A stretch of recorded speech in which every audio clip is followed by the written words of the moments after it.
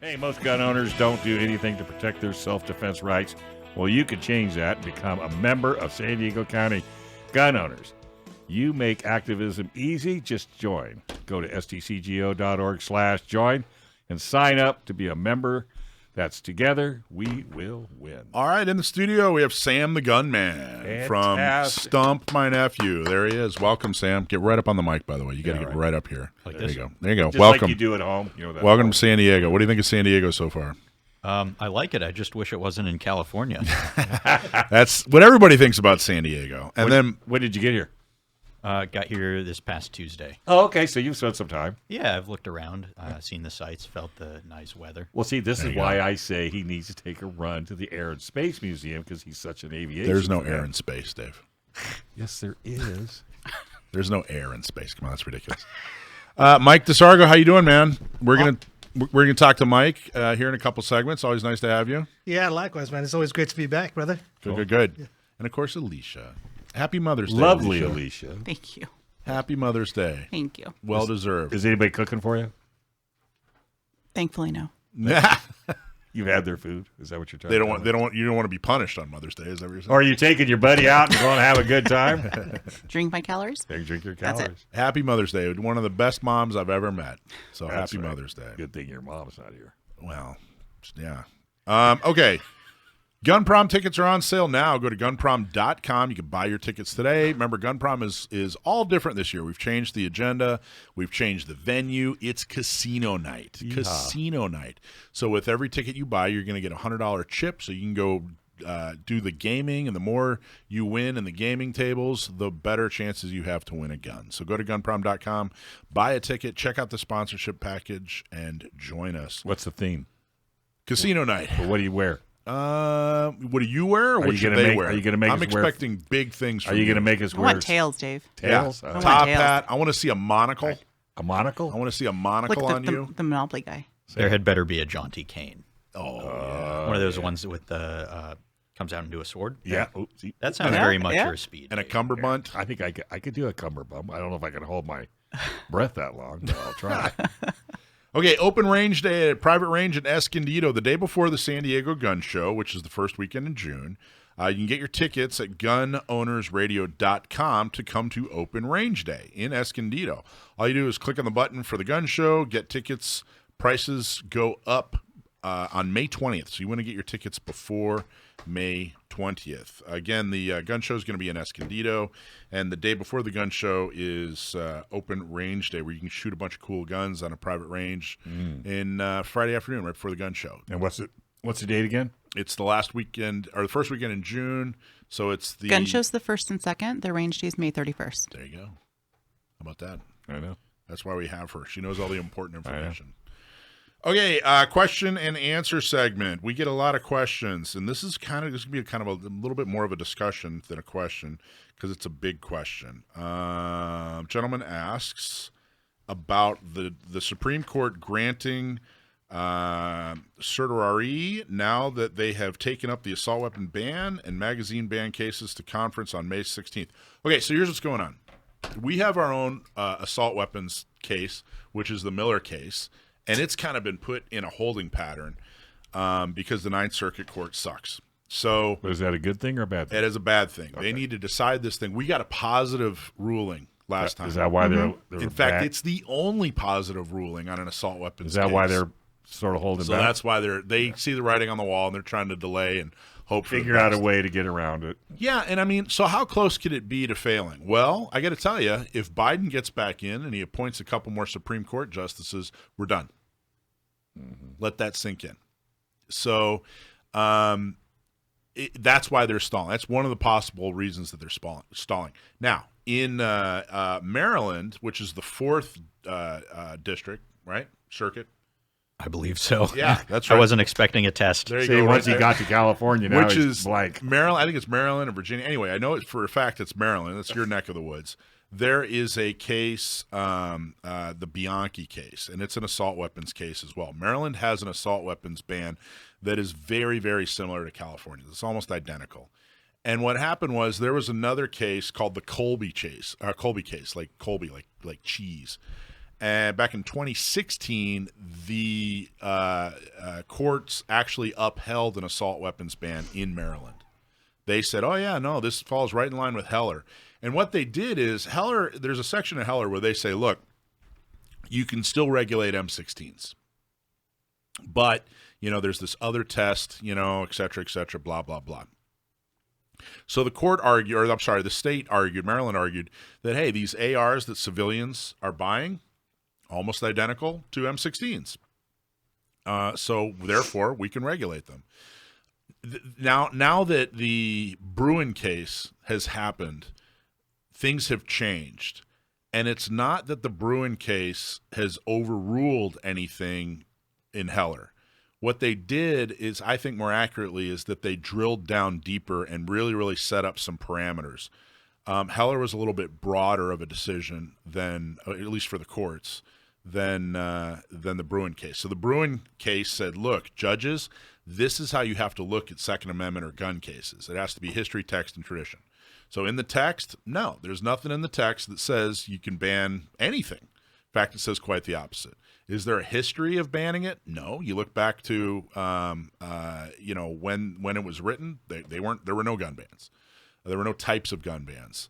And then tradition, no, we don't have a tradition of banning an entire class of weapons. So they're basically tying it to the Heller decision. They're ignoring the Bruin decision. So the folks of the Second Amendment Foundation and Firearms Policy Coalition came up with this Bianchi case, and the Fourth Circuit has been playing some dumb games, kind of like the Ninth Circuit, and they've been kind of stalling and spits and starts and then maybe and hem and haw. So the Second Amendment Foundation did something really smart. They said, look, let's just stop all this mess and go straight to the Supreme Court. So now they're arguing, well, wait. It's not a mature enough case. It's not quite thorough. It hasn't gone through the right process yet for you to make it to the Supreme Court.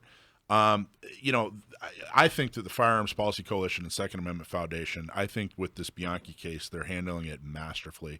They're using the opponent's words against them, and they're working their way up. I think that, but the question is, what are the chances of the Supreme Court actually taking this case? I think it's high.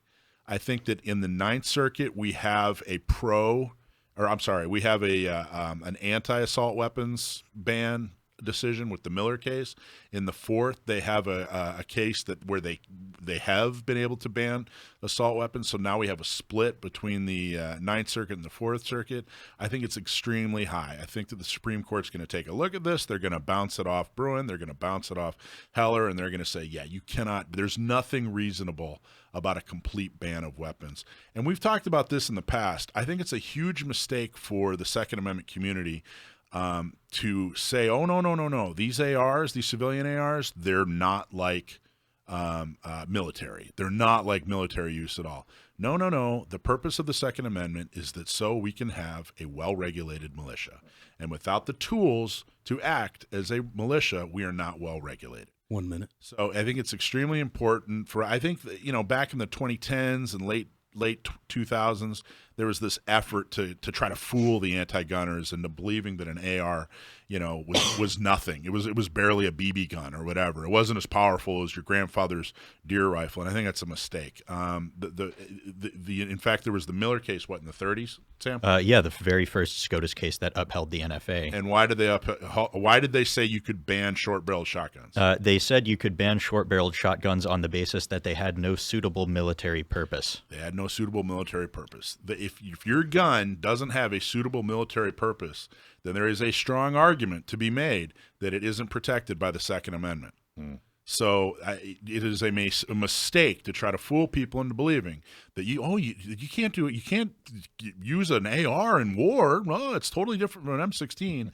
That's not a good, strong argument, and we're going to get our assault weapons ban wiped off the books because we stick to the fundamentals, because we say it like it is, and because we're right. So the answer is very strong. I think the Supreme Court is going to take it up. I think we're going to win, especially with the makeup of the Supreme Court that we have now. It's only a matter of time. But Better guys, do it we're now. not going to be able to win all of our rights back. We're not going to be able to restore the Second Amendment in California based on lawsuits. We have to continue to roll up our sleeves and do what Americans are supposed to do, which is, get the right people elected. Yep. Get in and The get cost dirty. of freedom is ever vigilance. Hey, if you ever have legal matters that involve firearms, you need California's best firearms lawyer. That means John Dillon. John Dillon specializes in California gun laws, so put his number on your phone right now, 760-642-7150. John Dillon's California firearms lawyer. Again, 760-642-7150. Put his number on your phone right now. There you go. All right, Mike DeSargo, how are you, man? Awesome, brother. How you doing? You are awesome. I agree. Now, you're from Stronghold Dynamic. Yes, sir. That's the company name. Talk a little bit about Stronghold Dynamic. Yeah, so I've been working in private security for some time, and I've also been teaching firearms on the side as well.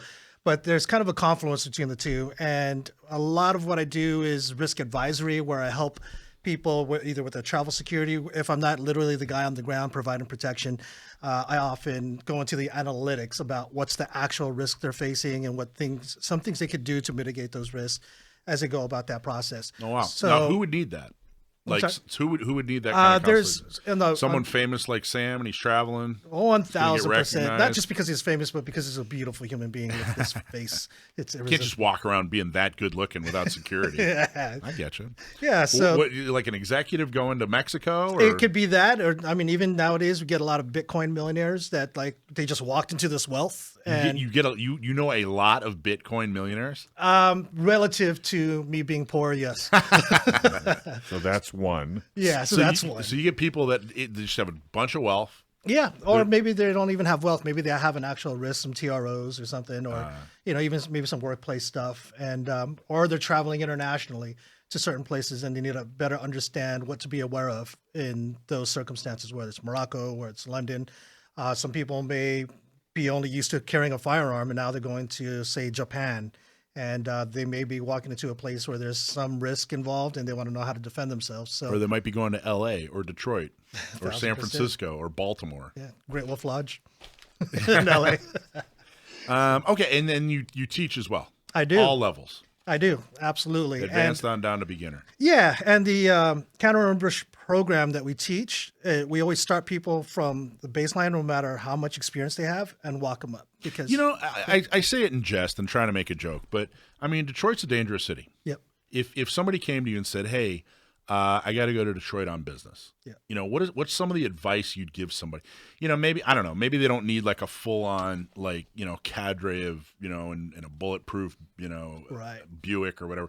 But what's some advice you'd give somebody? Hey, I'm going to a Buick? What's the A bulletproof Buick. what's the big Buick that they all use? You caught my attention. No, that SUV that they all ride around in. Cadillac? I mean, it's a Cadillac. Yeah, the Escalade thing. That's not much. If it's not a Jeep, it's just another car. I'm going to Detroit, so I'm going to pay really good attention. I'm leaving Tuesday, so what else do I know? And he doesn't have a bulletproof Buick. And I don't have a bulletproof Buick. So what's some advice you'd give somebody? Yeah, so there's a couple of ways you could approach it, and really looking at statistics and using evidence-based data to drive what you're going to actually do. Just and it's don't not go. too dissimilar to going to certain areas of Mexico. I don't know if you heard about what happened in Baja with some of the surfers and just random act of violence. I did. It was totally. I didn't hear the conclusion. I sure they were missing. Yeah, they were They murdered. found him. Oh They my were murdered, God. unfortunately. And according to the press, it was a random act. Apparently, the cartel actually helped hunt these guys down and find them to arrest them. They're saying that Wait. It was the criminals. It was a Yeah. random act by criminals. So the drug cartel helped hunt down the random criminals. Yes. And Why would they do that? So there's a dynamic in South America and specifically in Mexico where it's a business, right? And a lot of times Americans are protected. This is why a lot of people deny that it's dangerous down there, because a lot of times college students is actually the customer base. And so there's a certain level of protection there. And so So these surfers are customers. They're buying they pot may be and whatever. perceived as customers because they bring money into the economy Or and potential. yeah. I'm sorry. Well, you know as well as I do, if everybody in Mexico attacked all the Americans that came down there, Yeah. then there would be nobody going down there. So they, Yeah. and in this situation, they were after their vehicle. That's what the press release said. That's is what the that press release said. there are some random people that thought they wanted to carjack these guys, and apparently they didn't want to give it up, and so they got shot in the back of the head. And so I don't think that's true because guns are illegal in Mexico, so there's no way they could have shot No, him. this is all just conspiracy theory. Yeah, totally. That's crazy. All right, let's get to it. So Dave's going to Detroit. Yeah. What's Dave got to know? What do I got? So if you have access to certain crime casts and look at where the crime is happening and compare that against your routes of travel to where you're going, try to develop a guideline itinerary. You don't have to stick to it religiously, but you can start looking for the conduits because one way to look at that is that people live there, right? And they live there every day. And so there's a certain level of safe practice that they're practicing to not get shot. Now, who provides this type of information? So, You so can I go fly into Detroit. Do I have an app? So Stay it's better alive if you in do Detroit? it before. Like plan all this out before you get out there and touch the ground, because as soon as you touch the ground, you're already You don't know. going into what's called exposure risk, right? You're now exposed to the risk dynamics, but a lot of times things are catastrophized, where we talk about there's all kinds of shootings in Detroit. Well, yeah, I'm sure I could go You can go walk to down the Chula block. Vista. You can go Yeah. to Lemon Grove. You can go to El Cajon and get shootings. That's not the issue. Right.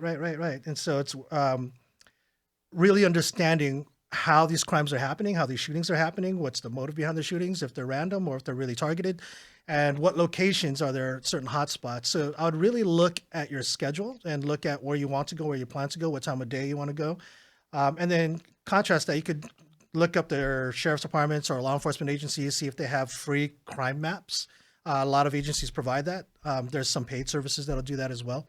And then really contrast it against what you want to do, because we kind of have a saying where it's safety third. Right? Safety third. Safety third. What's first? First is establishing what it is you want to do. What's second? Identifying. Second is understanding the risk that you might encounter that will stop you from doing number one. So then third is, okay, what can we do to minimize that risk so you could actually go out and get the freedom that you deserve to do what the hell you want to do.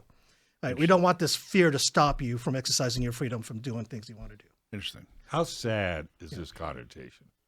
How sad is it that we're talking about an American city? That's what I'm saying. How sad. I mean, if I was going to maybe Guatemala or some other place, I could understand it. But we're talking about the United States. We're talking about Detroit, Chicago, New Orleans, Baltimore, L.A., San Francisco, Portland, Seattle. Yeah, I'm looking at going to Seattle, and people are telling me to stay away from the city. So it's like I can't bring my family to the fish market and let the kids experience Oh, that. the traffic sucks down there. I wouldn't go back to that fish market for love nor money. I'll just go to Seafood City. Hours to go a mile. Something's got to happen. Something's got to happen. Well, and here's the interesting thing is nobody's got a fix. They just say, oh, well, don't go here and don't go there. And Right. don't. Why don't you fix the problem? Like every fix is mean. Can't be mean to people. I know. Dave. I know. I got to work harder.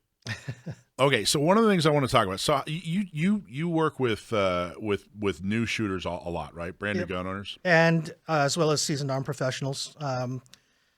And it really doesn't change the content of what we teach. I've recently gone public with a strategic partner that I've been working at for years. It's QRF Assets, and they're composed of some really cool dudes. What is it? QRF? QRF Assets. Okay. And the founder, he's kind of known as the uncoolest cool guy you'll probably ever meet. Wow. And he's like, nobody's ever heard of him, but he's a legend in some circles, and he's like a Yoda. Like you would never suspect that this guy's lethal as he is. And he kind of leans into that. Like he's talking about buying a Datsun to roll around in, old school car kind of thing. But he's a brilliant guy. He's intelligent. He's an asset, and I'm honored to be a strategic partner and to have worked with him. He's a close friend as well. He was part of the Pelicadas group, that went down there.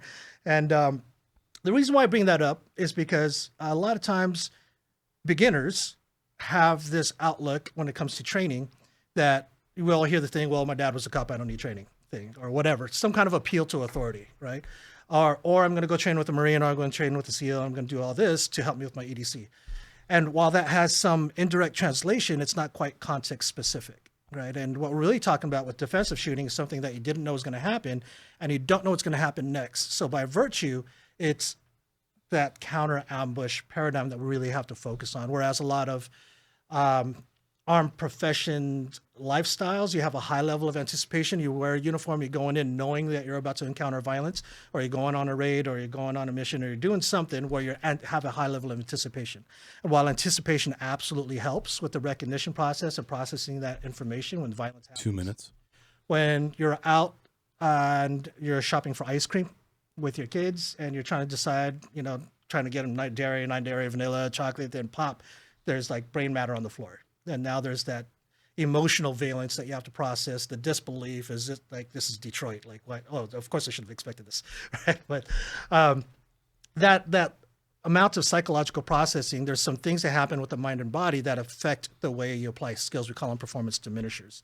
And so whether they're a seasoned armed professional or a beginner, we take them from baseline and show them, for example, a common shooting technique is having your head upright and bringing the gun up to your line of sight and standing with their like really straight posture, right? Right. And the way that became popular when you start really walking that back was with some armed professionals. They have a heavy helmet with nods. Then any bend in the neck is a high fatigue position. Same thing with the kit. If you have like 15, 20 pounds of kit, if you have any lean in any direction, it's a high fatigue position. It's going to affect your balance speed. 1 minute. But in a counter ambush situation, when you're startled, the human body is likely to be in this kind of crouched position, right? And it's not the best stable marksmanship position to be in. The question is, can you apply effective skills from that less desirable position? And that's what I want to talk about. When we get back from the break, I really want to talk about some essential self-defense skills that you really need to master before owning a gun. Because I think a lot of people, it's pretty obvious, no matter who you are, no matter where you are politically, no matter what we believe, a firearm is the most effective self-defense tool ever created. But there's a lot to know and a lot to learn. You can't just buy a gun and expect to be safe. Exactly. So let's talk about some essential self-defense skills when we get back. Hey, want to learn to fly? Yes. Well, you can get your pilot's license. All right. San Diego is one of the best places to get your license because pilots can fly almost every day. And San Diego Flight Training International is the best school to get your license. Give them a call, 858-569-1822. Learn to fly with SDFTI. That's 858-569-1822. Go to the skies. Mike DeSargo from Stronghold Dynamic, essential self-defense skills to master before owning a gun. Talk about that. You've decided you want to get a gun because you want to be able to effectively defend yourself out either in your home or outside your home. What are some of the essential skills you need to learn before? What I'd recommend is really reflecting on the gun as your last resort. So knowing that it's your absolute last option, what other options do you actually have? And if the only other option is to run, then we need to change that a bit. And so there are some things before purchasing the gun that we can do, like getting training and education so that way you make an informed decision about what kind of gun to buy. And then there's less lethal options, but that's not the priority in my opinion, whether you use pepper spray or taser or other less lethal tools.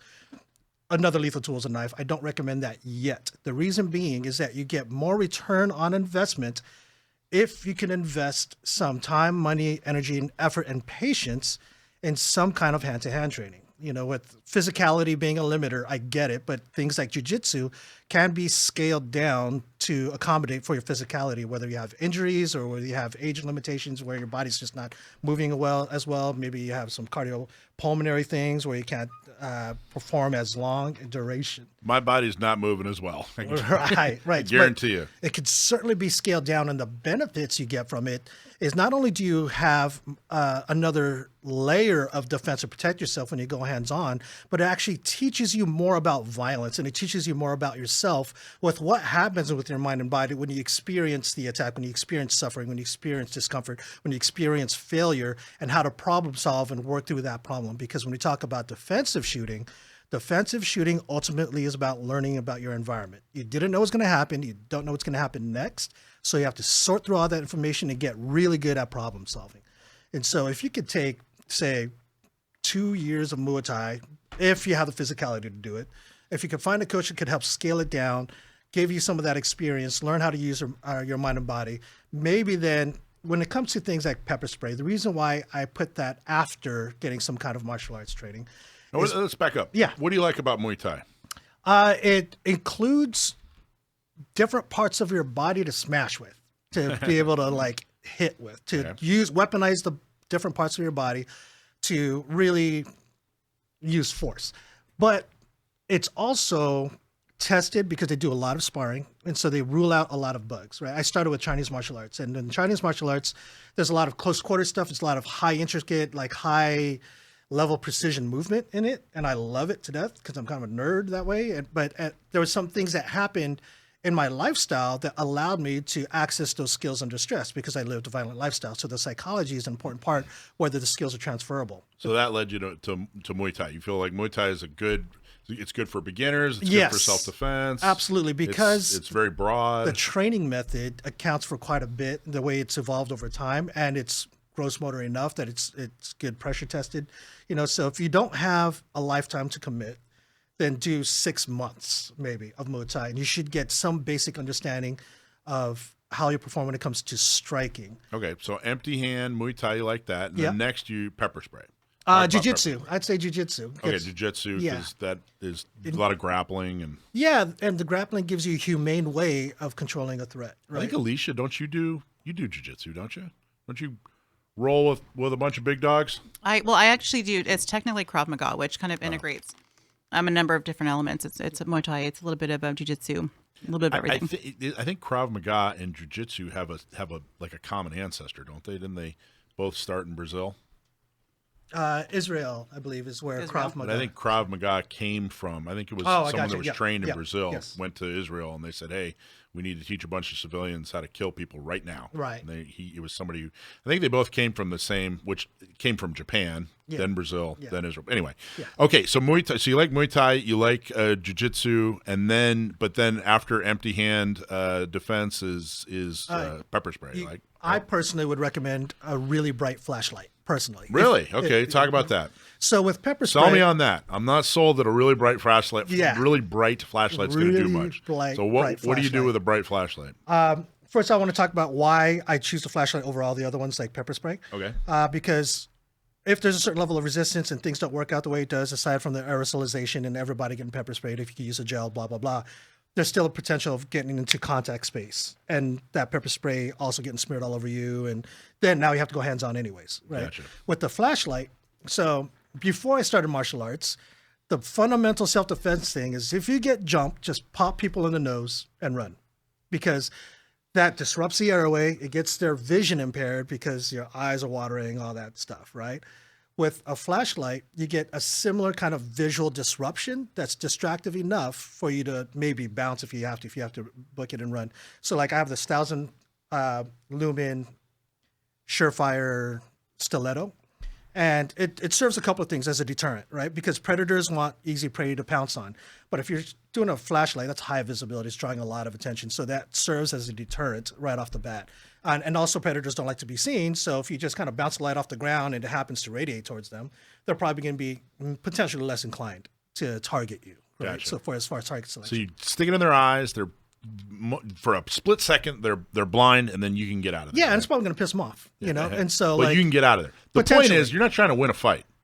Maybe you're trying to get the heck out of there. Unless you need to, right? And so that's next level of the utility of the flashlight. If you couldn't get out there, if the guy was already like sprinting full speed before you could get him, and by the time he gets to you, his eyes will still need to adjust. So now he has to rely on his sense of feel or whatever. But in that moment, he's not seeing what you're doing. And if you get a good solid flashlight, going back to that fundamental of just popping them in the nose with a steel flashlight, it becomes a very good blunt impact tool to use. So let's go to pepper spray now. So pepper spray is next level. Yeah. And this is not to say to carry all these things, but like if this is what you prefer to carry, the challenge is having it in such a way, because the carryability is an issue. So predominantly people who ask me about pepper spray are women, and they tend to carry it in their purse because not many women's clothes have pockets, right? And so that's the general challenge with just the dynamics of fashion and how most of the population thinks about things. So the ability to access it becomes difficult, and making sure you don't accidentally discharge it in any reason in your pocket is another challenge. But having ruled all that out, Alicia's taught people how to use this properly, right? And you could use what we recommend is a gel because that has less aerosolization. Yeah. And so then you could start really targeting with the single stream of gel. So that is the viable option if you're going that option. If you have martial arts, if you have a flashlight, then I feel more comfortable with people getting knife training and firearms training. So go ahead. I just want to ask a question. Yeah. Just the thought of getting bopped in the nose with a steel flashlight seems rather painful. I don't think it'd do any damage. To How do you know how hard would you do it? You just bop it, or do you so nail it's just cartilage, right? There's no like it? bone. So you or just anything. give it to them. Yeah, so if you just go full ape and just start hammer fisting over, they're going to turn their head, they're going to do different things. It's disruptive. We're not trying to end the fight. We're trying to disrupt and demotivate. And if they happen to get knocked out, if their nose happens to break, Yeah, then that's fantastic. fine. You have more leverage to get away. So it's not just one hit. You think Oh, no. multiple? Yeah, if you need to, like if they start going hands-on with you, right? Because remember that you're also disrupting their line of sight, their vision. And so their ability to apply harm is diminished by that much, right? Where they can't see you as well. And if you're making contact and you're disrupting, if you start to affect that trauma, they're turning their head, they can't get quite oriented. What they're most likely to do instinctively is to try to pick you up and tackle you, right? And that's where the jiu-jitsu becomes a necessary component, right? And so it's not a guarantee, but that's, in my opinion, Or as you said, it'll really piss them off. right. Because if they weren't mad before, they're going Yeah. to be mad now. Yeah. It's like hitting a bear in the nose. I haven't done that. I haven't had the pleasure of hitting. Have you ever a got bear hit in the nose with anything? I've gotten hit in the nose, yeah, a few times. Couple. Yeah. So I didn't deserve any of them. Well, by the way. of course you didn't. I got kicked I got donkey kicked in the nose by a rollerblade one time. Did you really? Yeah, that was horrible. Doesn't That's that why make I'm your so nose- good looking.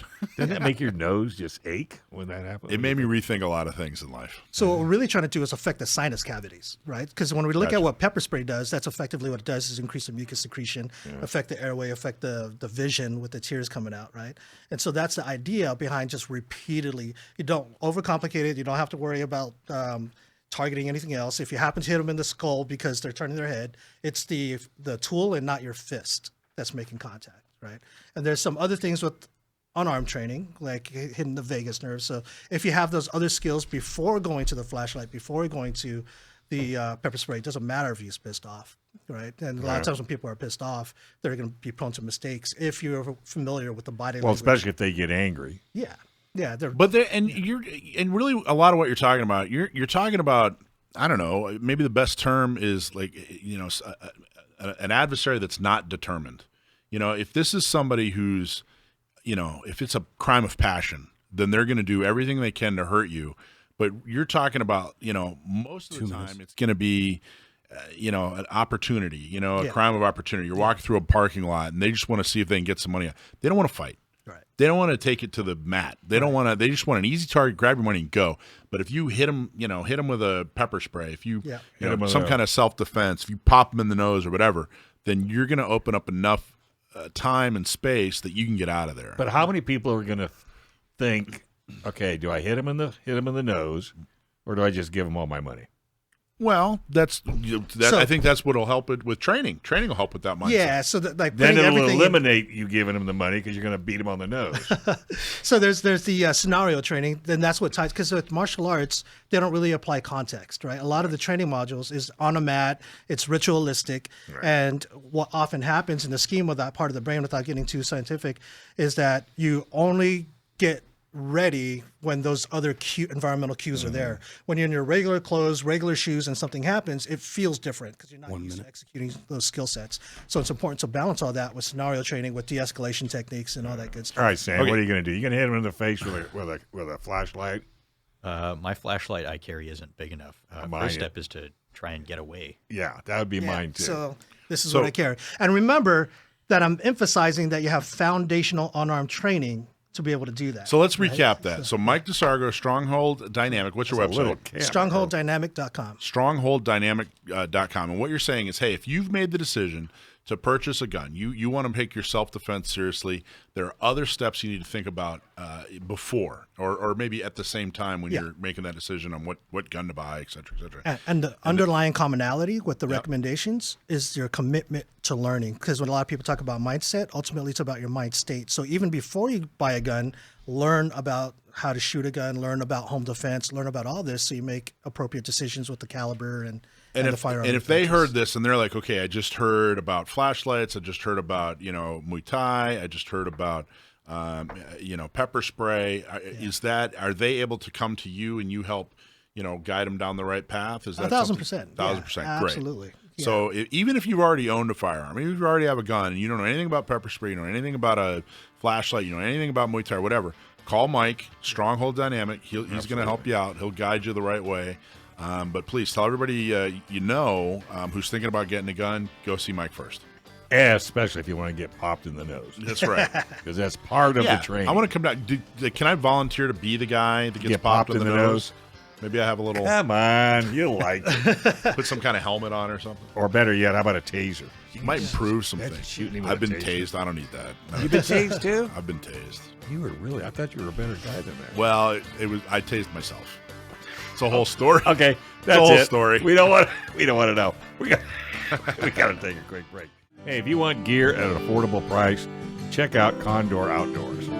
Whether you're a military professional, a law enforcement officer, or simply an avid outdoorsman, Condor products are designed to be versatile, durable, and above all, reliable. So if you're looking for the best in tactical gear, look no further than Condor Outdoor. Use code GOR for a 15% discount off the website, condoroutdoor.com. Use that code GOR for a 15% discount. So every week we have our very last segment is Stump My Nephew, and we're still going to have that. We have a great question lined up this week. You scared me. Thought What? it was 5:45. No, not yet. But now we have the man in studio, Sam the Gunman from Stump My Nephew. I wanted to talk a little bit about some of the stuff that you do. Now, one of the things that you do is you write a blog for us every week, just about every week. Yep.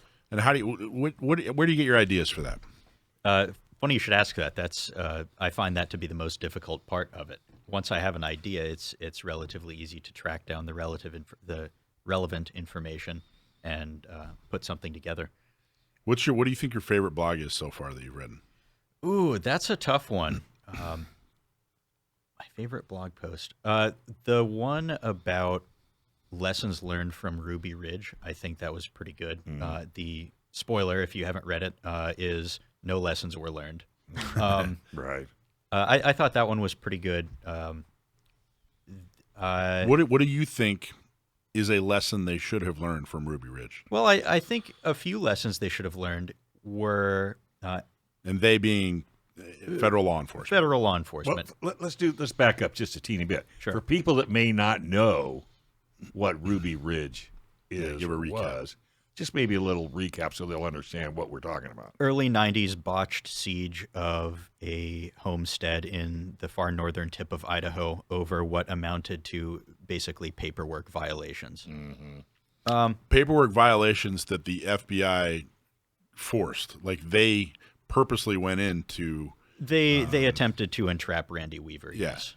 It was not like he just did it. They attempted to entrap him in order to make him an asset and go after a whole other group that they were going after. They weren't even after him. They were trying to turn him into an FBI asset, so they entrapped him.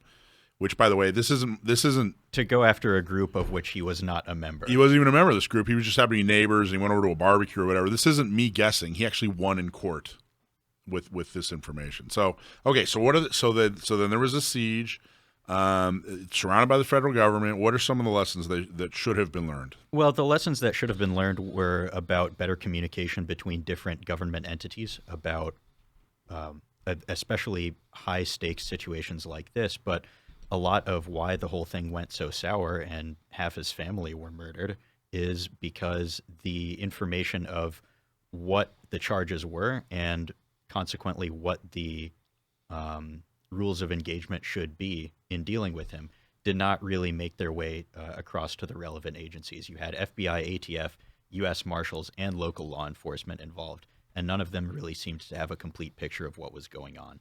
Yeah, he was kind of an unusual guy. but just because you're unusual doesn't mean you lose your rights. So he's kind of a little bit of a conspiracy theorist.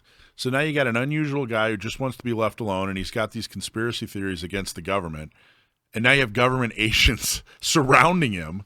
You know, it's like his whole conspiracy theory came to life. It was a messy situation. I think that's a pretty controversial thing to write about too. I think that was a brave subject to tackle. Yeah, I thought that was one of my better blog posts. I felt good about that one. Another one I thought went really well was actually along a similar vein, talking about how law enforcement, particularly federal law enforcement entrapment, is not exclusively it's not a political partisan type of thing. It's not like only right-wing people are victim to it, or only left-wing people, or only environmentalists or anything. And I don't remember the title of this blog post, but I listed a few examples. One was a rabid environmentalist who was entrapped by FBI, a fake girlfriend who coerced him into signing on to a bombing plot that was never actually real. He never committed a crime. Another one was a case of a young Muslim man who had some history of mental illness, and the FBI entrapped him into signing on to a fake terrorist plot with 2 fake girlfriends because it didn't work the first time. So they're equal opportunists. It doesn't matter what side of the political aisle. Everybody likes their own brand of tyranny, don't they? Yeah, you could say that. Now, one of the things you do really, really well is one of the many things you do really, really well is the history of firearms. I just learned this morning. This was interesting. You've done articles on the history of what, the M16. Yeah. In addition to my blog posts for SDCGO, I also professionally write military history articles for Leatherneck Magazine, the magazine of the Marines, based out of Quantico, Virginia. Now, how did you get hooked up with that publication? I had been going into the publishing offices since I was about 8 years old because my mother worked there. And so I got a feel for, growing up, spending afternoons in the office and leafing through the magazines. I got a feel for how the editorial process goes and the type of style they look for in the magazine.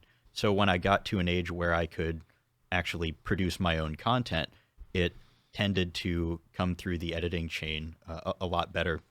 And you wrote an article on the history of the Garand, not Garand, Garand. I'm still waiting on that shirt. I know. That'll be a big seller, I guarantee you. We didn't make the shirt yet. You'll sell 1 million of them. And you did the history of the M16. Yeah, history of the M1, history of the M16. I have a series for Leatherneck called This Is My Rifle, where I talk about the developmental history and service history. You talk about the M1? I did. The little grease gun? No, not the M3. The M3. No, not yet. Oh. Sorry. Get with the program. Nobody cares about it. It's a couple paragraphs, Dude, Dave. it's best gun on the planet. So, Alicia, I got a bit of M16 history for you. Okay. This is kind of interesting. He just taught this to me this morning. So you remember back, the old Vietnam era handguards were triangular. Yes. Remember? Right. And then somewhere mid 90s, Early 80s. early 80s, they switched to the round. Yeah, 1982 roughly. So you know why they switched to totally round? You'd think it'd be like ergonomics Come on, or something. Alicia, the gun girl. I'm thinking it's something, my guess Yeah. would be something that comes down to financial. Maybe the mold was more financially viable. You're on the right track. On the right track. So tell her why did they switch to the 2 rounds from the triangular? On the M16A1 and earlier with the triangular handguard, which in my opinion feels much better, there's a left half and a right half. And the left half has to be replaced by a right half, by a left half if it's damaged, and vice versa. With the round handguards on the M16A2 and moving forward, there's a top and a bottom, and they're both the same part. So you remove one necessary part from inventory. So you go to the armorer. He doesn't have to have a left and a right piece. He just has to have two. Yeah, Two. You just have to have the same pieces. Yeah, they're His top and bottom are the same. there can't be. Sorry, we're fresh out of rights. It was, and it was purely financial. That's it. Wasn't ergonomic. It wasn't like It's just like, hey, you know what? If we make them both the same piece. Now this is a gun. The guy building the gun, correct? It's not the government, because the government doesn't care about price. Well, a lot of these changes are things that, in this case, Colt was doing R&D work on the platform once they bought the rights to it from Armalite, basically at fire sale when Fairchild divested it, Right. Or divested from it. Colt's engineers spent a few decades doing R&D work on that platform and trying to figure out little things to improve. Then when it came time 2 minutes. to introduce the new barrel for the M16A2, Colt also had a handful of other improvements they wanted to make that the government approved at the same time. Gotcha. Reprofiling of the lower receiver, different finish, and changing the handguards was one of them. Interesting. So what's the name of the publication again? Leatherneck.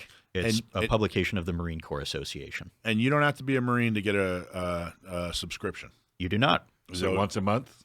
Once a month. If you are a Marine, you automatically qualify for an electronic subscription. If you are not, then you can join the Marine Corps Association and receive physical copies of Leatherneck or the Marine Corps Gazette. And there's preferably Leatherneck. There's a lot more coming up under the title of "This Is My Rifle," right? Yeah, that's the series, and we do have some special stuff planned for the Marine Corps 250th anniversary. Oh, that's right. Yeah. Issues, which that's going to be next year, starting actually this November.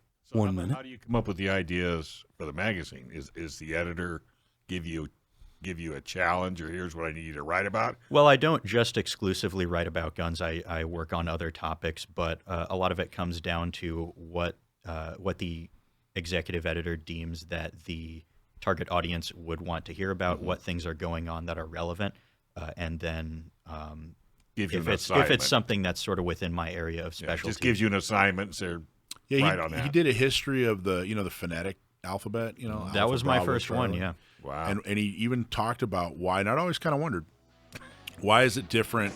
Why do cops have a different one than the military? And he touched on that a little bit. So it was a very interesting article. Hey, if you're a gun owner, you need legal protection.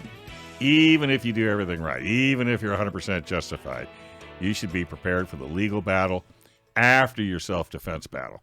That's why you need firearms legal protection. When you join, you get uncapped legal protection for self-defense for civil or criminal cases with a 24/7 hotline. Joining is real easy. Just go to firearmslegal.com and click on Become a Member. Use the GOR code for a great discount. Enjoy the peace of mind knowing that you are protected if you are ever involved in a self-defense incident. Firearmslegal.com and use the discount code GOR. Okay, subscribe and win. Subscribe to our email list and win some swag. This week's winner is Travis Stratton. Congratulations. All you got to do is email prizes@gunownersradio.com to claim your T-shirt or your hat. Please include the size if you want a T-shirt. That will guarantee success.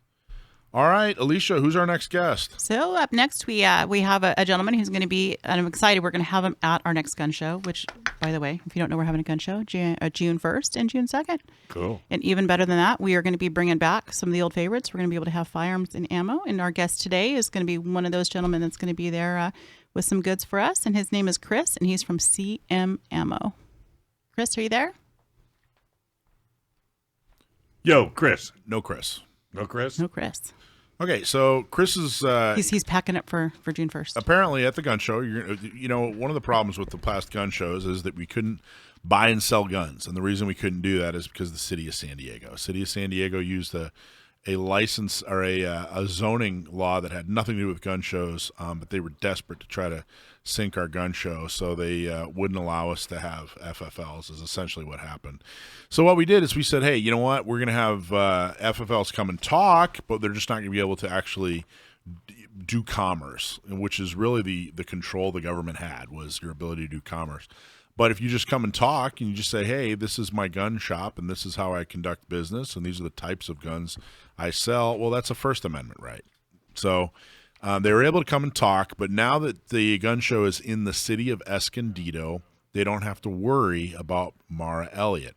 Mara Elliott is a fanatical anti-gun politician. She's the city attorney for San Diego. Now, the city attorney, a lot of people don't know what a city attorney does. The city attorney is supposed to be the city's attorney. But instead, Mara Elliott got the position, and she thinks that she is an anti-gun activist. That's what she thinks the city attorney is supposed to do. In fact, I was just interviewed on Channel 10. It's coming out in a couple of weeks. It's the 10-year anniversary of the Isla Vista massacre, where that is some college kid who was horribly disgruntled with life, and he stabbed a bunch of people and he shot a bunch of more people. It was absolutely horrible and tragic. And there were all kinds of red flags. Remember that? Do you remember this case? Vaguely. So I know this case. Yeah. There were all kinds. Remember, they reported. He had a bunch of YouTube videos up, right? Mm-hmm. And like his family reported him to law enforcement. Law enforcement chose to do nothing. They had enough evidence to basically get this guy. At the very least, 5150. Mm-hmm. At the very least, they could have said, hey, you know what? This guy's making threatening videos and comments, etc. There was existing law at the time that they failed to follow through on. Exactly. So the anti-gunners already had this all lined up, and they decided, hey, we're gonna enact a red flag law. We're gonna come up with this gun violence restraining order. But don't worry. The gun violence restraining order is just for, this kind of case where there just isn't any law and there isn't a clear path. Say grandpa has a gun collection and grandpa doesn't, he's showing signs of being confused and angry and whatever. There's no path, so we're only going to use it in these extreme cases. Don't worry, Mr. and Mrs. Voter. That's all this thing's going to do, this gun violence restraining order. Well, that's objectively false in every state. In what way? There are, just as you were saying earlier, there are already laws on the books that allow people in most of the situations people cite when arguing in favor of red flag laws, GVROs. There already exists law that allows law enforcement to deal with these people. It's just very often ignored and not followed up on. Right, but this is how they sold it to Mr. and Mrs. California Voter. So, okay, it went through, and not long after it went through, Mara Elliott jumped on this thing. She actually got a grant from the state for like $1 million, and she sent employees all over the county, all over the state, to show them how to use these gun violence restraining orders, not just in a case where there's a lack of law. Mm-hmm. That's the way they presented it. Like, hey, there really isn't a law for us to be able to stop this dangerous person in this dangerous situation. Not just that way. She actually showed municipalities, law enforcement agencies, hey, every time a gun is involved, every single time a gun is involved, you want to issue a gun violence restraining order. Even when there's not a gun involved? Potentially. Right. Yeah, potentially. I don't know if I've seen an example of that, but it could be. There's been a few that I've heard of that were not gun specific. That were, for example, knives. Oh, I see. Yeah. And the person happened to own firearms as well, and so they pulled them. Well, so they'll just scoop it all up as in one. Unfortunately, it's happened at least a handful of times. Back when this was all kind of. She actually wrote an op-ed that was published nationally in the Huffington Post, and she listed a bunch of examples, like 4 or 5 examples of gun violence restraining orders that had been issued. And Senator Joel Anderson, before he was Supervisor Joel Anderson, he reached out to her and said, hey, I think you need to talk to Michael Schwartz from San Diego County Gun Owners, and you guys need to sit down and talk about these gun violence restraining orders. So I sat with her. I read her op-ed beforehand. I reached out to law enforcement professionals, people that had been cops, a lady that had run a 911 phone bank. And I said, hey, in these situations, was a gun violence restraining order needed, or is there some kind of penal code that they broke, some kind of law that they broke that would have allowed law enforcement to remove guns? And in every single situation, there wasn't just one, there were multiple laws that they had broken, and there was no need for a gun violence restraining order. So what'd she say? So I asked her, so I pointed that out. And I said, if they're breaking the law, you can remove firearms. If someone's robbing a bank or whatever, you can remove firearms. If they're not breaking the law, why are we removing firearms? And it was deer in headlights. Deer in headlights. She had no idea. I've said this before, and I don't know. I actually take a lot of criticism. I don't, for this. 2 minutes. I take criticism because I don't think that people who disagree with me are dumb. You know, if someone's anti-gun, that doesn't mean they're a stupid person. I think far too often we look at people and they go, They're uneducated. yeah, oh, that guy's dumb. You know, they don't agree with me. They're just stupid. And I don't do that. I don't think people are stupid. And I don't even think they're evil if they disagree with me. Mara Elliott is not smart, though. So She is dumb. With that, she really is an unsmart person. I don't know how she made it as far as she did, but like talking to her was like talking to a toddler. I mean, she's absolutely ridiculously stupid, and she's the city attorney. I don't know how she made it through law school. I don't know how she gets up and makes her own breakfast every morning. She actually Sugarcoat made it, Mike. through law But school. she's just an absolute idiot. So I tried talking to her, and she tried to explain herself, and she had no ability. She has no idea what she's talking about. She's a total zealot when it comes to anti-gun stuff. She actually goes to anti-gun rallies. She's in bed with the Brady organization. So, you know, these gun violence restraining orders. So you're not inviting her to the gun show. No, well, she's invited. You know, she can come just like everybody else. You ought to invite her. But Just I don't one minute. know how I don't think she's going to, if I gave her directions, I don't think she'd be able to figure it out. So Channel 10's doing a whole story. It's going to come out in about a week or two about these gun violence restraining orders. Another big part of it is SB2 and the relationship with gun violence restraining orders. It's a mess. Now, is this taped? Oh, well, yeah, it's going to be a whole story. Well, Channel 10's doing a how whole much are they story. going to air? Well, it's going to be an in-depth story, and I got to tell you, she was very interested in what I had to say. The reporter? Yeah, and she and I have talked before. Channel 10 does an okay job. You know, I don't think that local journalists, they aren't as biased as people want them to believe. What they do want is a real spicy story. Well, sure. So if I can spice it up, you know what I mean, and the other side can spice it up, that's what you're going to get. Well, those last three statements would do it. That she's unsmart. Yeah, she's stupid. Good Lord. I mean, it's so silly. I just don't. I really thought growing up that adults were going to be a lot more impressive, and they just aren't. Yeah, I thought when And it's showcased in elected officials. well, don't feel bad. I thought when you became an adult, Yeah. you had unlimited amounts of money in your pocket. Well, because my dad did, right? Didn't your dad? No. And you didn't have anything. Good Lord. And you I didn't. Well, listen. I never went to bed hungry, as Well, you that's can what probably I'm tell. saying. That's what I'm saying. So, And geez, how I bad always could it had be? a roof over my head. But I remember the first time my dad gave me any money. I was 16 years old, and I was about to go out on a date, and he thought my date was just wonderful. And he said, "Hey, can I give you some money to go out?" And he gave me a $20 bill. That was the first time my dad ever gave me any money. And the last. Yeah. Well, that wasn't the last. No, my dad's wonderful. They absolutely wonderful. But they knew the value of a dollar. But I'm just saying, I thought it was automatic. Yeah. I Well, didn't know you had to work for it. no, you got to work for it, Dave. Found that out the hard way. You got to work. Hey, I started when I was 5, so I guess Working? Yeah, wrecking yard. By the way, speaking of money, we're going to talk about an 11% tax on guns next. Again? On top of the last one we talked about? Yeah, well, Probably. Hey, Not Me is for women, by women, and is designed to help women with training, purchasing a gun, and getting a concealed carry permit. And guess what? It's free. And if you are a woman or you know a woman who needs help, have her sign up, and we will give her the help she needs. To sign up, go to notmesd.org. okay. California is taxing your right to self-defense, and that's coming up. They already decided it. They already voted on it, and now they're going to enact it. You know, Chief Justice John Marshall famously said that the power to tax involves the power to destroy. California is destroying your right to self-defense by taxing it. That was AB 28. AB is Assembly Bill. Assembly Bill 28 became law last year, and it is going into effect July 1st, 2024, which is right around the corner.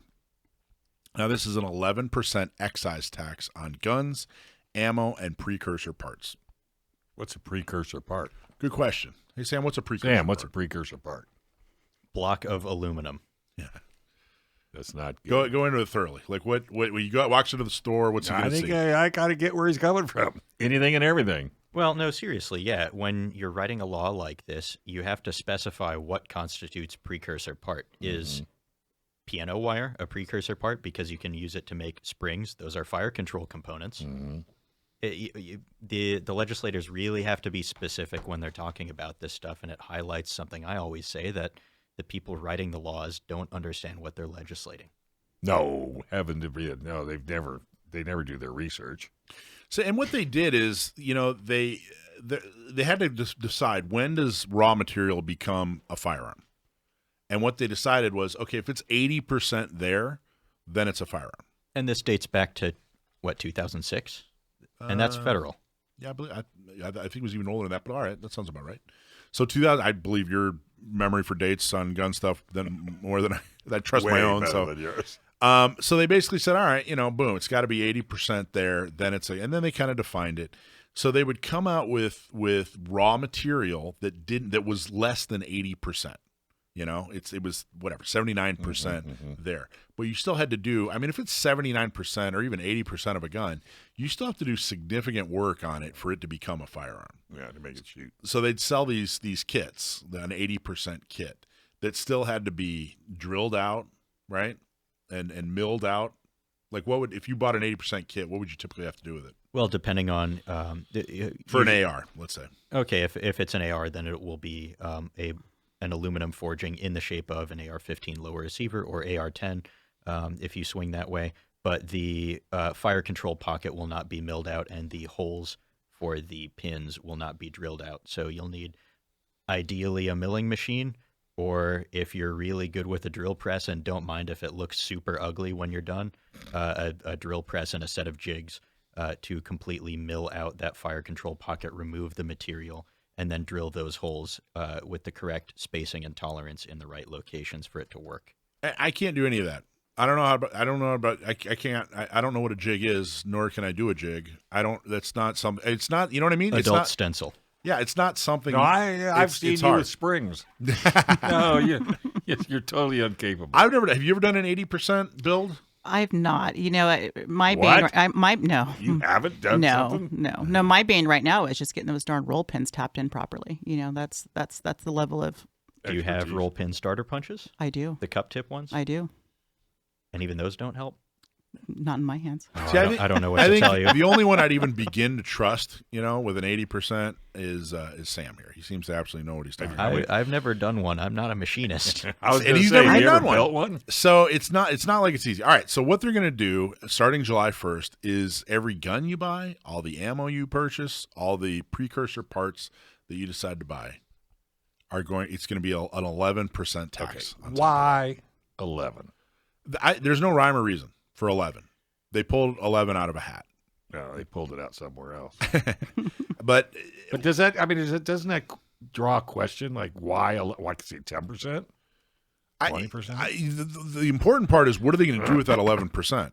Didn't they say we're going to do kid safe anti-gun kid programs or something like that? That takes care of You know what this tax has done though is gun shops are exploding. People are wanting to rush in to buy all the things now before the tax goes into play. Yeah, and then so all it's of a really sudden, encouraged people to go out. They've been on the fence and they're buying. Well, here's the punchline with the tax. I did a little bit of looking into this a couple months ago when this was big in the news. Well, I guess it's still big in the news. And it's supposed to go to qualifying gun safety organizations. And the law does not elaborate on what constitutes gun safety. So my idea is, what would it take for SDCGO to qualify for grants Or not from me. that 11% tax? For our There you go. 501c3, not me, California. I It think is a it's nonprofit. absolutely Teach a gun gun safety. safety. wow, that's a great idea. It's pretty bad though. So that 11%. So basically, what they're doing is they're taking 11% from gun owners, and they're going to redistribute it to 501c3s that are anti-gun. That's essentially what they're going to do. Well, how much are they already charging on a gun? Well, zero. This is a whole new. No, there's no, a no, sales no. There's just the regular sales tax. There's a federal tax Just that a- goes yeah, just a to regular. conservation efforts. It's, if I recall correctly, and someone's going to get mad because I'll get this wrong, 10% on Okay. long guns, 5% on handguns, though those might be reversed. Okay, yeah. So and then now they're adding another 11 on top of that. That's why, and here's the inside baseball, that's why a lot of online retailers sell a complete upper and a complete lower, or a complete Glock slide assembly and a complete Glock frame, because those are not complete firearms. Right. So It's not. It doesn't use the legal definition of firearm. So It's everybody's So trying to see who get out. we were just talking about Mara Elliott. Listen to this. This comes from should September just call 18th, 2023. Dear Governor Newsom, this is a letter written by Mara Elliott to Governor Newsom. As the city attorney of San Diego, I am pleased to express our support for AB 28, which will secure dedicated and sustained funding for life-saving violence intervention initiatives and related gun violence prevention, education, and research purposes through a modest surtax on firearm industry profits. On firearm industry profits. They're not taxing firearm industry profits. They're taxing you and me, when we go to purchase this.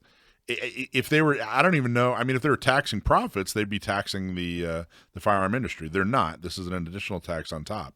Gun violence is a public health, safety, and equity crisis. It's an equity crisis.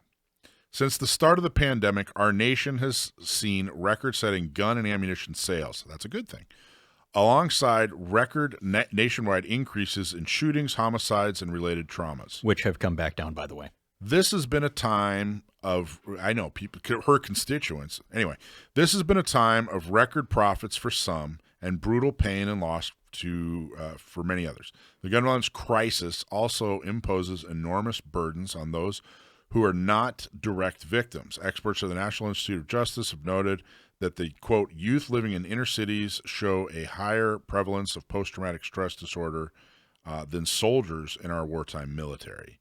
In addition to its brutal human toll, gun violence causes enormous economic harm and imposes enormous fiscal burdens on state and local governments and taxpayers.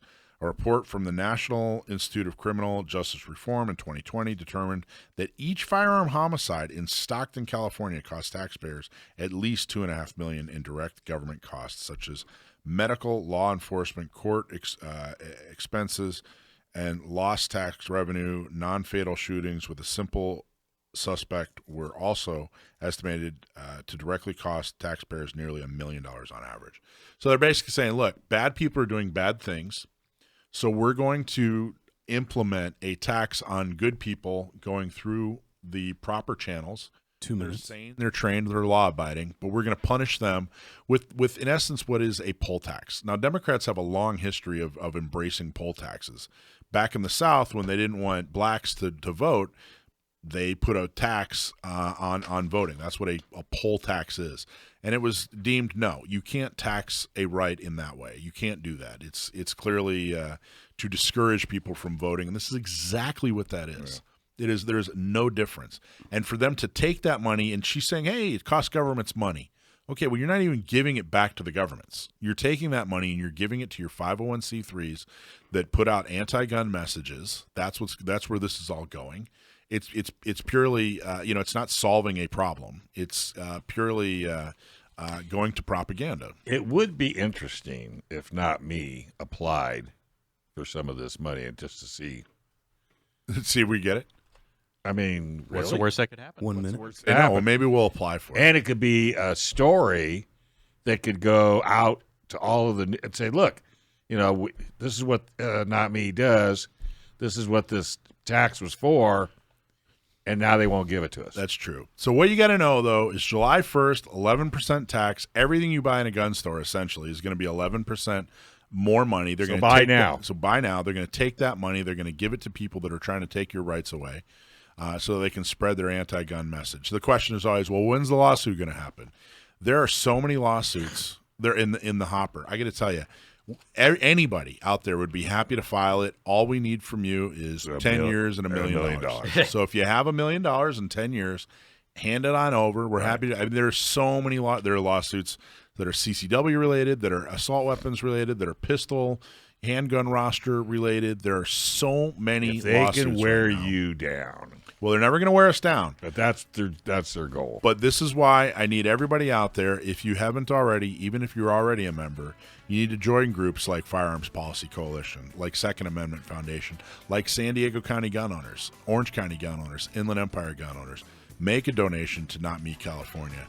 The other side is determined and funded, and we need to be equally as determined and equally funded in order to win this fight. So, Otherwise, we don't want to hear from you. I'd like to throw out something really quickly. You mentioned get out and buy them now. January 1, we now have to have a 30-day gross weight between firearm backgrounds that we run. Right. Know that you can buy, and most shops will do this, let you buy as many as you want right now. You can only dross them, though, every 30 days. But you can get out and buy a whole year's worth of guns if you want to. So don't think that because you can only dross one in 30, you can only buy one right now. So buy now, buy them now, dross buy later. whatever you want, And if you go dross to them. Discount Gun Mart, Well, I'll do your paperwork for you. See, There you go. Yep. Yeah. So get them now. There you go. all complaints, That's it. 1-800-ALICIA, 1-800-ALICIA. That's it. If you get arrested, we'll get you out. Not to worry. Hey, do you belong to an association, maybe a club or an organization wrestling with their marketing? Well, most organizations waste a lot of money on marketing because it's so tough to manage everything. So website, social media, e-commerce, email, and the list goes on. Well, just leave that frustration behind with Sage Tree's fractional marketing department services. They take care of everything: planning, development, advertising, and more. Getting started is real easy. Visit sagetree.com and click on the schedule an appointment button. That's sagetree.com and click on the schedule a call button today. So what haven't we talked about yet? Food. That's right. Guess what I'm about to talk about? I'm getting ready to, too. The reason so many people are putting pickles in Dr. Pepper I was I reading about that thought the other of day. you, and apparently Sonic is yeah, responsible. Sonic's for this. doing it. Yeah. And there's a sour green drink hack taking over Sonic, and fans of the mixed beverage have helped it go viral online, calling it the perfect sip. And I got to try it. I haven't tried it yet. have you had it, Sam? No. Are you going to try it? Alicia? No, I'm not going to try it. You don't like pickles? I do. Do you like Dr. Pepper? I don't like combining sweet and sour. Yeah. I don't know. What about you, Alicia? That's very specific. I think it's bizarre, Because you'll eat anything. but I'll try it. Oh, see, I told Yeah. you. I got to She'll eat figure No, out I'm in. I got to figure out like the mixture, like how many pickles. ratio. No, are we you talking? go in and just tell them, and they throw them in. You don't. I've seen people put whiskey or bourbon in, like, so they'll drain the pickle juice, and then they'll put the whiskey in the pickle jar with the pickles. You leave it for about a week. It's supposed to be really good. Really. Coke and peanuts. I've heard. Well, yeah, It's that's a southern very thing. southern thing. Coke and peanuts? Yeah. Yeah, you know about that, right? Well, you're talking to the wrong guy when it comes You to know, a if palate. if you go work out real hard and you're kind of like you're like you're winded and you're what? if you work out real hard, like maybe you go run a half a marathon or something like that. Did you know that pickle juice is actually a very good sports drink? Yes. Is it really? It's got electrolytes. It's full of electrolytes. got There what you plants go. crave. Feel great. So is coconut water and tastes better.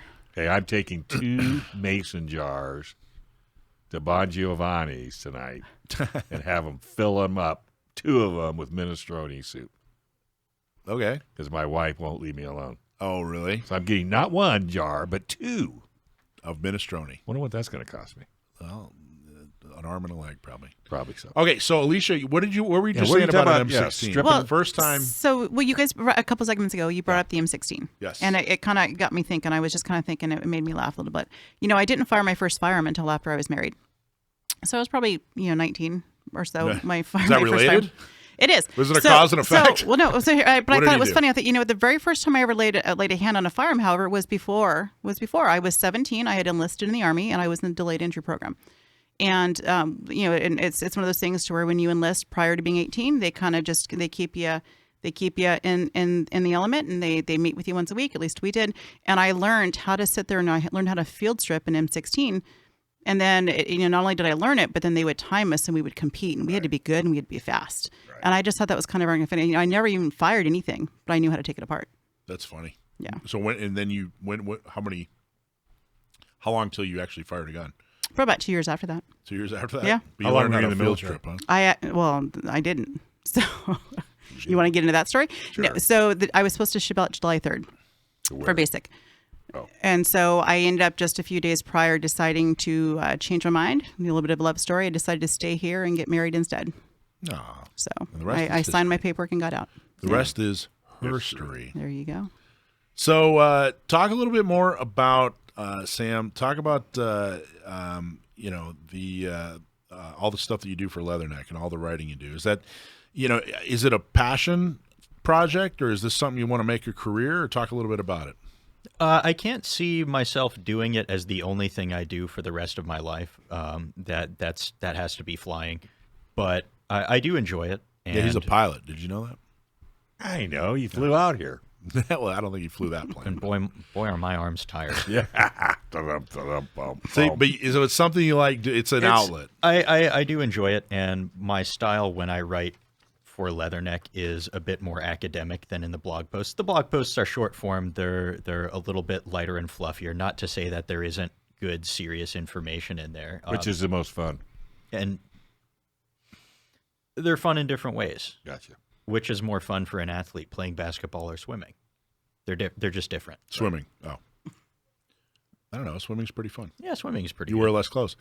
So how do you research? Like when you're you find a topic, Google. what's the best way to research? No. Primary sources. And the tricky part can be where to find primary sources. There's a whole research project for how do I even begin the research?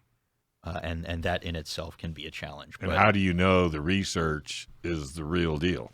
primary sources. Yeah, primary source. How do you fight bias? Your own personal bias. Well, my method for working on, and it's different whether it's a history article like one of my This Is My Rifle pieces, or if it's I did one that was more current interest about the Office of Naval Research, and for that one that was easy. I just interviewed people, and that was really cool. But for a history piece, all the people who were there are long since dead, and all they left behind are notes. And so the way I fight bias is my process is become as much of an expert as I can on that subject matter and then tell the story. I see myself as a storyteller. And so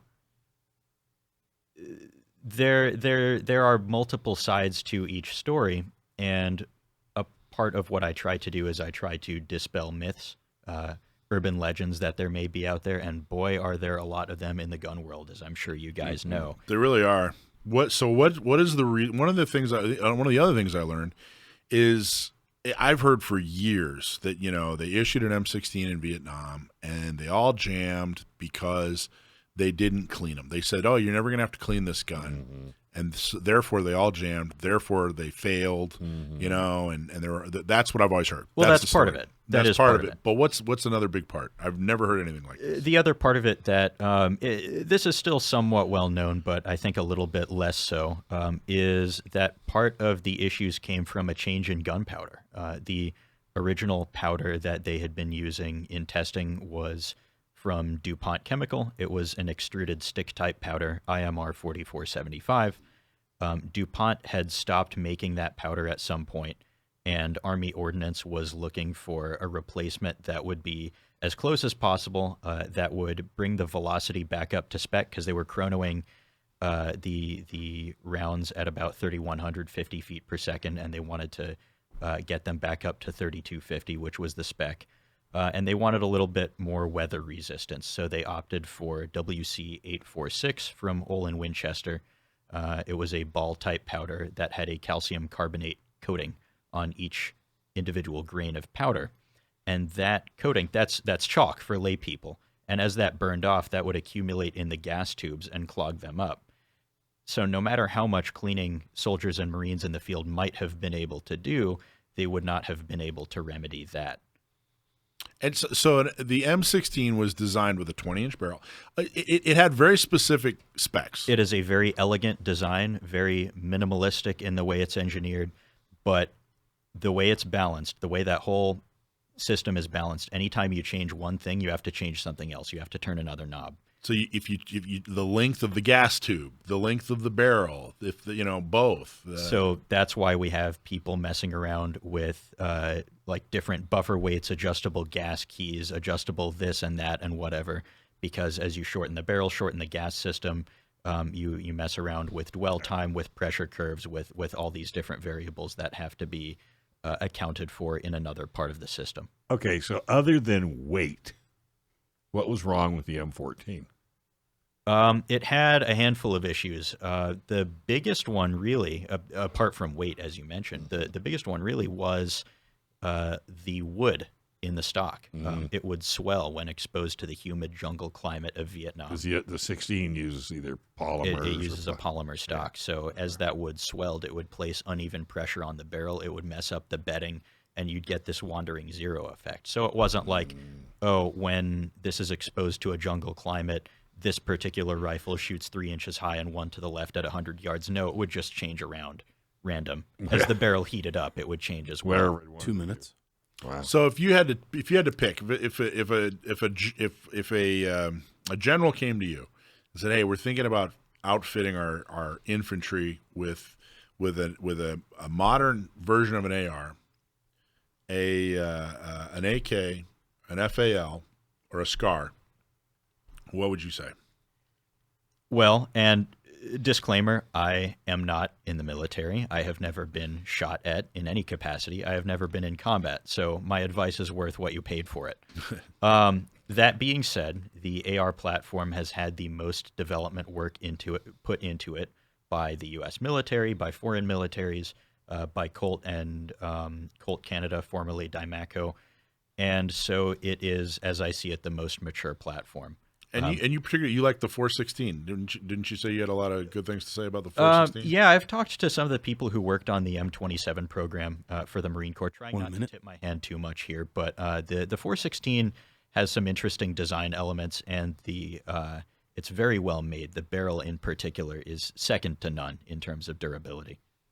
No, there you go. A 416 is it's like a piston, like an AK is extremely reliable because it has a piston system, but it's an AR, so it's I'm oversimplifying, but it's kind of the best of both worlds. It's pretty much a short stroke gas piston system retrofitted onto the AR platform. And that's resolved a lot of the field problems. The idea was to make it reliable with short barrel lengths. Right. So there you go. Look at this guy. Yeah, they never let us use the 16. Why not? You in particular? Or He was a no? tank crewman. I don't blame him. Well, even in basic, they would bring it. They were bringing it out and showing it to us and everything, but they wouldn't let us shoot it. So they had to shoot the tank. What sparked your what sparked your interest in guns?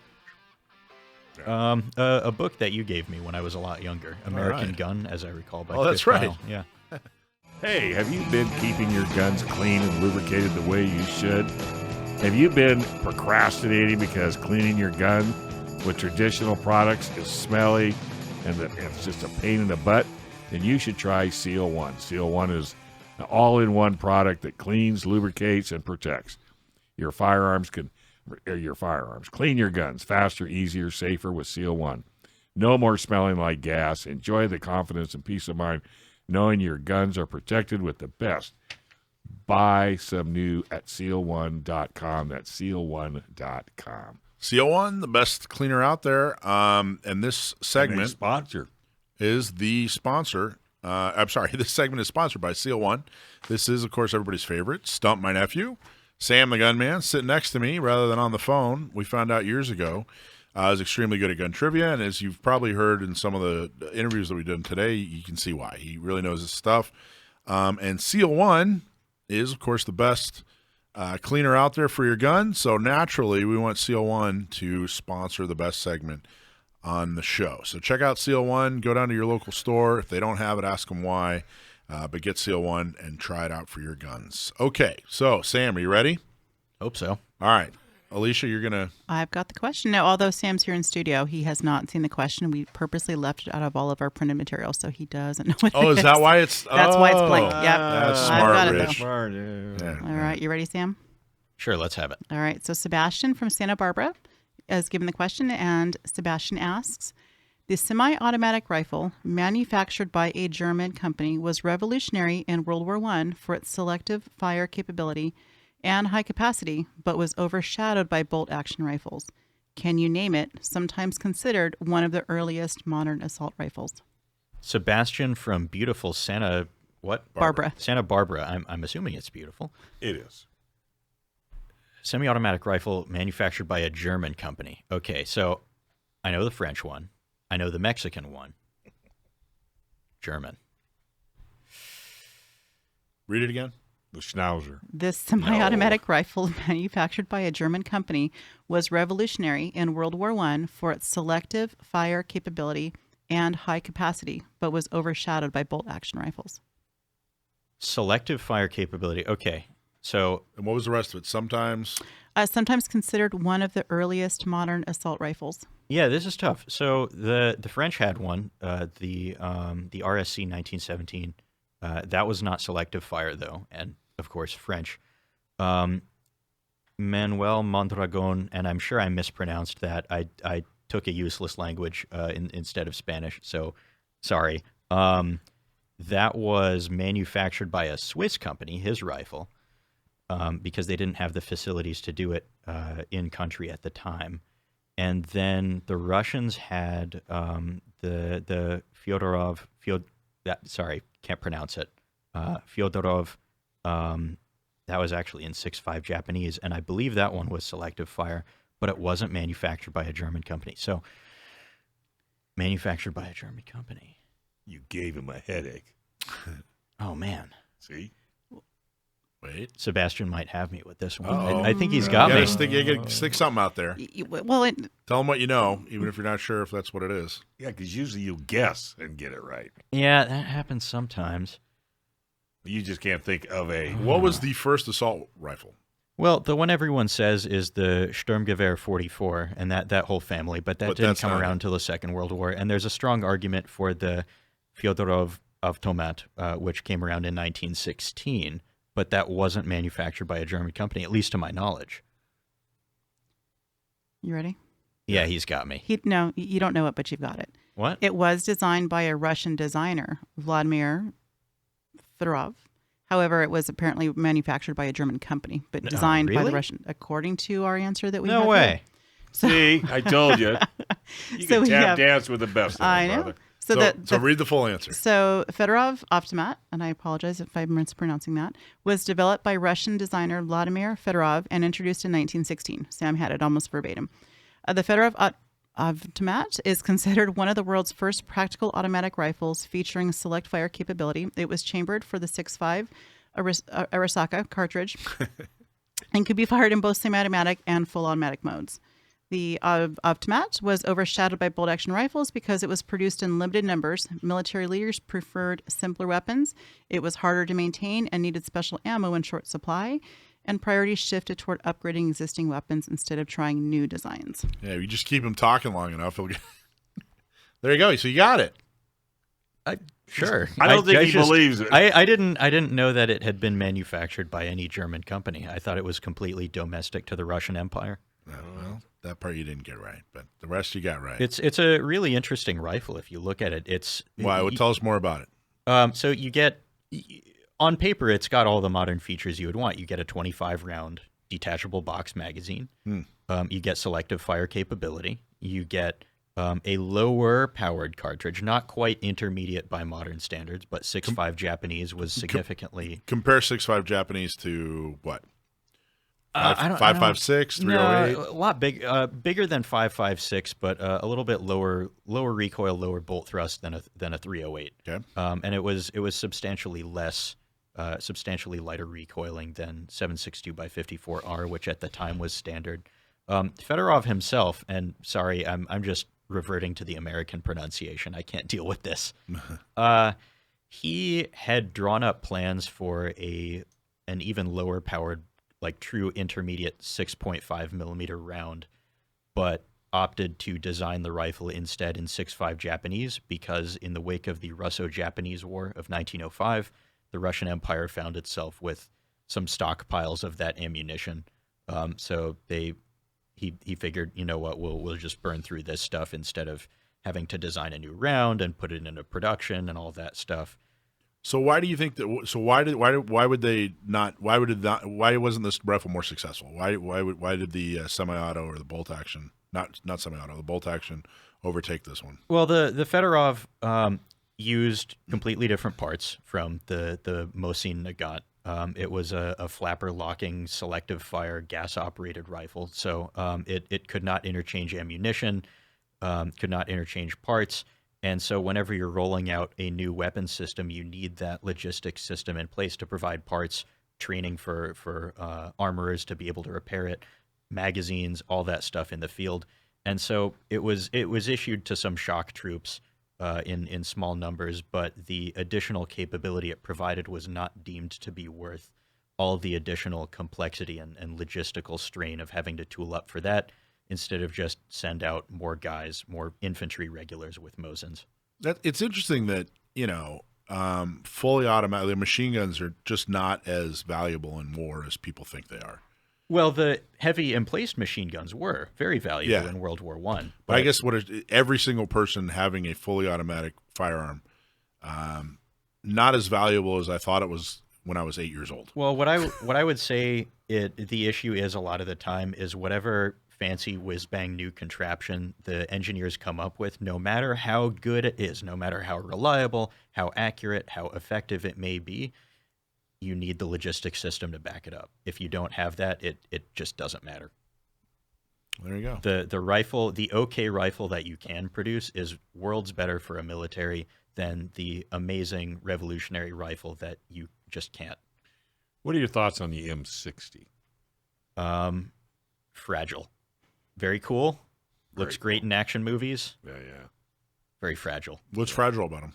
They had a lot of parts breakage issues. They really cut a lot of the internals down to within an inch of their lives for the sake of lightweight. Mm-hmm. So even though it's mechanically really interesting, it's like the MG42's feed system slapped on top of an FG42. But they suffered from a lot of parts breakage issues in the field. So even But though it's a cool gun. Oh yeah, it's very cool. But even though the Rambo 240 is used it. heavier, it's I more used it. durable. What did you use it for? We did it during maneuvers. I was the enemy, and my company was, I was so into it. It was like, you think you wouldn't get into stuff like that, but when you're ambushing your own people, you don't have to, get. Then I jumped over a fence, and it was 48 feet down. Tease. But the gun made it. Didn't break. I got poison oak like you would never see in your whole life. But that's another story. Well, there you go. Well, cool. Well, Sam, awesome having you in the studio. Hey, thanks for having me in here. I The 2 love hours the change wasn't of too scenery. painful. 2 hours wasn't too painful. Oh no, I loved it. I 2 still minutes. got to talk you into coming back for the Gun Rights Policy Conference and then staying for Gun Pro. Hey, all you got to do is write him a check. There you go. I got to check. Does That it have to works clear? out. I got to older look at, and I've got some things in flux right now. Oh, If my schedule can support it, I'd love to be here for He's it. coming. He's coming. What could possibly be more important? He could put tape on you. All right. Well, there we go. That was a good show. I Thank think you, so. Sam. We always do a good Awesome job. job. Thank you, Alicia. Really quick, Yes. just a little bit of a correction. I just did a little quick research, very thorough that I could do in like 30 seconds. It's Russian. It's not German. So the guy asking the question got it wrong? Yes. Really? According to my really quick, very thorough 30-second Google search, yes. Well, See, Google. I don't think that's sufficient. I'll have to look into it more. Look into Let it more. Sam I do it. will, Well, too. there One could of be these a- days- you know what we should do? distant I don't German- want to call the question asker wrong. We should probably research these before we go. What a Yeah, gosh, concept. Mike. It's not as much. 1 minute. All right, let's do it. Let's roll. Thanks for watching this episode from Gun Owners Radio. If you're watching mainstream media, you're not getting the truth about guns and the Second Amendment. Gun Owners Radio is the easiest way to stay on top of the Second Amendment fight, the fight for your self-defense rights. You can watch our live stream on YouTube every Sunday from 4 to 6 p.m. California time, or if you're in San Diego, AM 1170, FM 96.1, The Answer. We're also available on your favorite podcast platform. Just do a search for Gun Owners Radio and you'll find our show. Don't forget to support our sponsors. Click on the links in the show notes and support the businesses that support your Second Amendment rights. Like and subscribe to help defend and restore the Second Amendment, not just in California, but across the country.